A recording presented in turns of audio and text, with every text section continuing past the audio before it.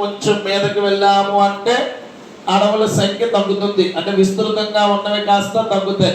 అలా ముందుకు వెళ్తే గడ్డి పొదలు, ముళ్ళ పొదలు లాంటివి ఉంటాయి. పొదలు దాటి వెళ్ళాము అంటే గడ్డి భూములు అనే మనకు ఉంటాయి. ఆ గడ్డి భూములు దాటి ఇంకా మీదకి వెళ్తే టండ్రా వృక్షజాలం అనేది మనకు కనిపిస్తుంది. అది ఆ పైకి వెళ్ళే కొద్ది ప్రాసెస్. మరి ఈ పర్వత ప్రాంత అడవుల్లో ఉన్న జంతువులు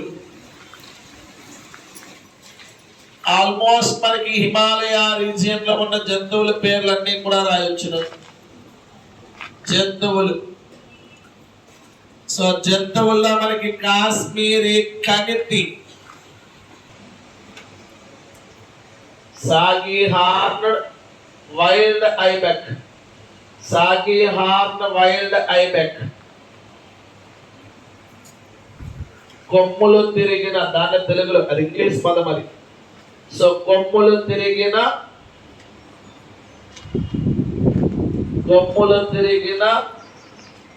అడవి బొచ్చు గొర్రె. ఒకటి ఉండిని కలిగి ఉంటుంది, కొమ్ములు కంప్లీట్ గా తిరిగి ఉంటాయి. కొమ్ములు తిరిగిన